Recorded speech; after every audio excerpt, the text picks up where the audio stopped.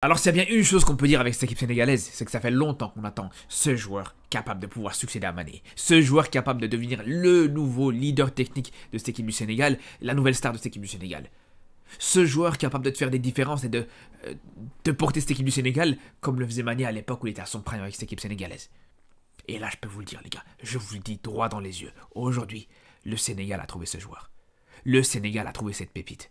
Le Sénégal a trouvé ce joyau rare qui est tout simplement Assane Diao, les gars. Ce joueur est tout simplement stratosphérique. Ce qu'il est en train de réaliser là, c'est tout simplement monumental. C'est du jamais vu. C'est tout simplement exceptionnel, les gars. Je vous dis la vérité. À tel point où t'es même pas sûr que le Sénégal pourrait le récupérer déjà. Pour vous dire que l'Espagne est intéressée clairement par ce joueur-là. Alors j'espère d'ailleurs que le Sénégal va tout faire pour le recruter parce que t'as pas le droit de passer à côté d'un joueur pareil. Ça serait peut-être la plus grosse perte qu'on pourrait avoir pour cette équipe sénégalaise. Depuis peut-être Bafet et Bigomis. Parce que c'est vrai que le Sénégal, l'air de rien, contrairement à d'autres sélections, s'en sort assez bien au niveau des joueurs perdus en faveur de l'équipe de France. Globalement, à part Gomis, je vois pas de grands joueurs d'origine sénégalaise qui a joué pour une autre sélection que le Sénégal. Contrairement à l'Algérie qui a perdu une flopée de joueurs, le Cameroun pareil, le Maroc pareil, le Sénégal s'en tire très bien. Mais là, pour le coup, il faudra continuer comme ça. Et il faudra absolument récupérer ce joueur parce que je vous dis, c'est une pépite ce joueur. Vraiment, ce joueur est stratosphérique. Et je vais vous dire pourquoi les gars. Vous inquiétez pas. Mais j'espère vraiment que le Sénégal va pas le rater parce que vous savez c'est quoi le pire? C'est que là, il arrive au meilleur moment. Comme je vous dis, ça fait longtemps que tu attends ce joueur capable de pouvoir te faire des différences, ce joueur capable d'être ce leader technique, et il arrive à un moment donné où tu as quasiment toute l'attaque du Sénégal qui est blessée. Tous les joueurs en forme cette saison avec le Sénégal, ils se sont blessés ici pour ce prochain rassemblement. Que ce soit Iliman Ndiaye, que ce soit Nicolas Jackson, qui seront forfaits tous les deux pour le prochain rassemblement du mois de mars. Et pareil pour Habib Diarra, qui a été exceptionnel sur le dernier rassemblement du mois de novembre, qui a été le meilleur joueur de cette équipe du Sénégal. Même lui, il s'est blessé, alors peut-être lui, il ne sera pas forcément forfait, mais il sera peut-être pas non plus à 100%.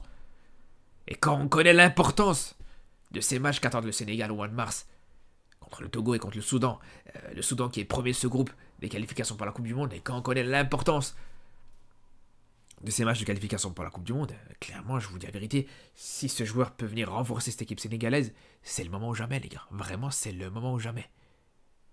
Et quand je vous dis, les gars, que ce joueur est capable tout à fait de succéder à Mané, je vous le dis sans aucune hésitation, les gars. Je vous le dis sans trembler. Quand on voit ce qu'il est en train de réaliser là, actuellement, je ne sais pas si vous vous rendez compte, le mec il vient d'arriver dans une équipe de Com, personne connaissait cette équipe, ils sont 13e de Serie A, une équipe éclatée. Le mec il arrive, en 8 matchs, il a 5 buts les gars. Et 5 buts, je vous parle pas de 5 buts contre des petites équipes, il a marqué contre la Juve, il a marqué contre Naples, il a marqué contre Milan les gars. 3 de ces 5 buts, c'est que contre des gros d'Italie. De toute façon, il a affronté que des gros quasiment pour l'instant. Et il a été quasiment décisif à chacun de ses matchs. Plus d'un match sur deux, il a été décisif, les gars. Est-ce que vous vous rendez compte de quoi on est en train de parler? Et tout ça, les gars, pour un joueur de 19 ans. 19 ans, les gars. Le mec, il arrive en Serie A, il est en train de porter cette équipe de Com. Il t'a battu une équipe de Naples quasiment à lui tout seul. Quasiment à lui tout seul, les frères. Il marque le deuxième but de son équipe contre Naples. Il est à l'origine du premier but. Et on va en reparler plus tard. Une équipe de Naples qui à ce moment-là était première de Serie A. C'est lui, c'est Assane Diao qui t'a fait tomber Naples. Faut se dire ça les gars. Naples qui était premier pendant très longtemps, quasiment sur toute la saison. C'est Assane Diao qui est intervenu pour faire tomber cette équipe de Naples. Vous vous rendez compte ou pas les gars? Est-ce que vous réalisez ou pas de ce qu'on est en train de parler? Et en termes de qualité, la question c'est pas c'est quoi ses qualités, mais la question c'est plutôt quelle qualité il a pas. Je pense qu'on a rarement vu un joueur aussi complet les frères. Ce joueur est très très complet. Je vous dis la vérité, ça fait très longtemps qu'on n'a plus vu un joueur aussi complet à son âge. Et je vous dis, le Sénégal a clairement son Lamine Yamal là pour le coup. Et quand je vous dis qu'il est complet, c'est marrant et c'est intéressant parce qu'on le voit sur quasiment chacun de ses buts. On voit ses particularités, ses qualités, les gars. Déjà, juste son premier but contre Milan, on voit déjà, il a une très belle patte gauche. Il te marque un but du pied gauche, comme ça, les gars, contre AC Milan. Donc non seulement ce but-là, c'est intéressant parce qu'il montre qu'il a une qualité avec son pied gauche, mais surtout ça montre qu'il a un mental énorme. Parce que pour te marquer un premier but en Serie A contre l'AC Milan, il faut avoir un mental d'acier, les gars. Je vous dis la vérité, il faut avoir un mental d'acier. Et c'est là où, justement, même si, voilà, le Sénégal est déjà engagé dans ses qualifications pour la Coupe du Monde, que actuellement, voilà, la situation du Sénégal dans ses qualifications pour la Coupe du Monde ont mal débuté, etc., je pense que vraiment, c'est le genre de joueur qui montre que mentalement, il s'en fout complètement de la pression. Parce que pour que ton deuxième match en Serie A contre Milan, tu marques ton premier but contre une équipe pareille, les gars, faut dire la vérité, c'est que vraiment, t'es pas un joueur comme les autres. Mais c'est loin d'être suffisant, les gars. C'est très très loin d'être suffisant. Si c'était que ça, à la limite, on pourrait dire pourquoi pas. Quelques jours plus tard, il joue contre l'Udinese. Pareil contre l'Udinese, on voit encore une fois une autre qualité d'Hassane Diao. C'est quoi? L'impact physique. Il marque ce but-là avec l'impact physique qu'il met au défenseur qui tombe derrière, qui tombe tout seul. Et juste derrière, il a cette lucidité pour aller finir cette action. Contre la Juve, il marque de la tête. Donc même de la tête, il est très bon aussi. Je ne sais pas si vous réalisez. Donc il a un pied gauche. Il est très physique. Il a une bonne qualité au niveau de son jeu de tête. Et bien sûr, il faut parler de sa vitesse. Contre la Fiorentina, il prend de vitesse toute la défense de la Fiorentina pour aller marquer ce but et pour avoir la lucidité pour marquer ce but, les gars.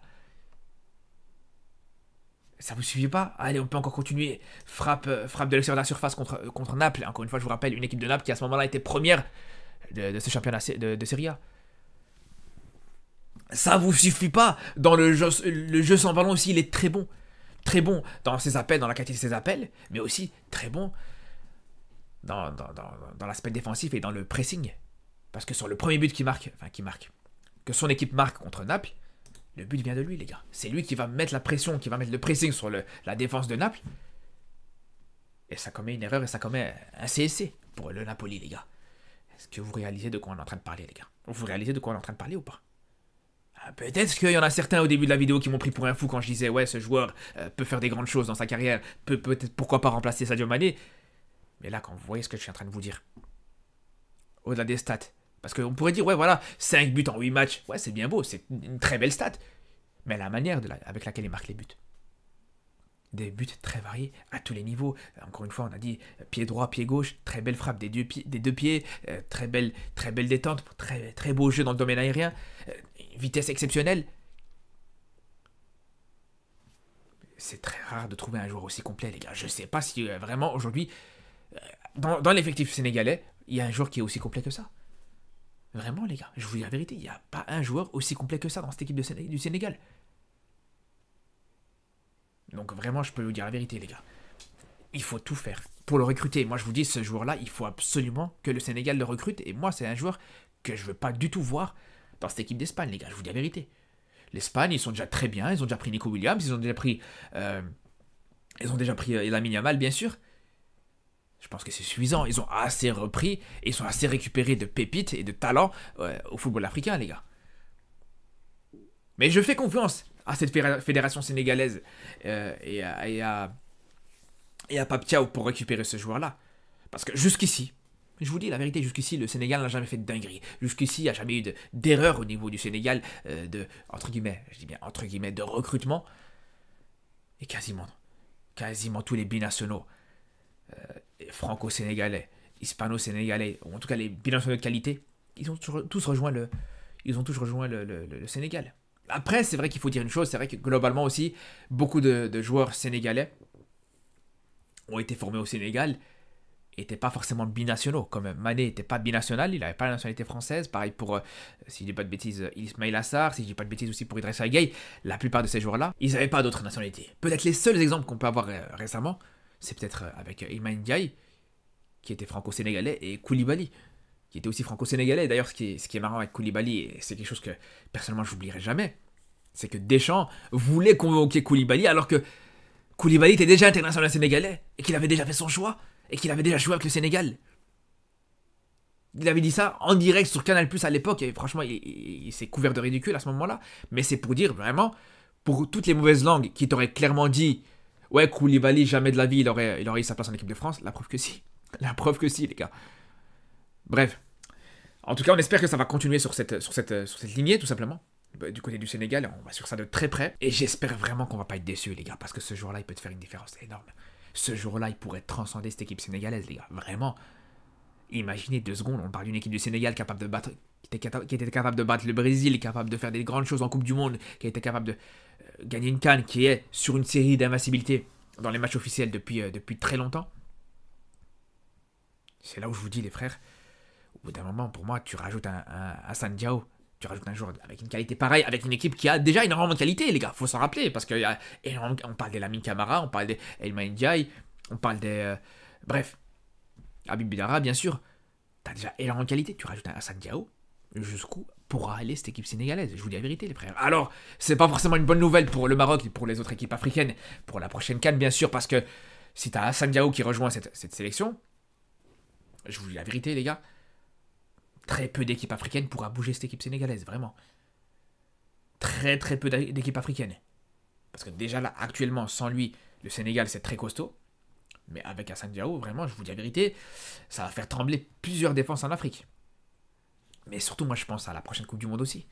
Ce que peut faire le Sénégal à la prochaine Coupe du Monde, ça pourrait être tout simplement stratosphérique avec un joueur pareil. Mais bref, on aura l'occasion de revenir sur ça et de suivre ça de très très près. Et je vais attendre cette liste sénégalaise avec beaucoup beaucoup d'impatience, je peux vous dire la vérité. Sur ce, les frères, on se dit à très vite pour de nouvelles vidéos. Et surtout d'ici là, prenez soin de vous.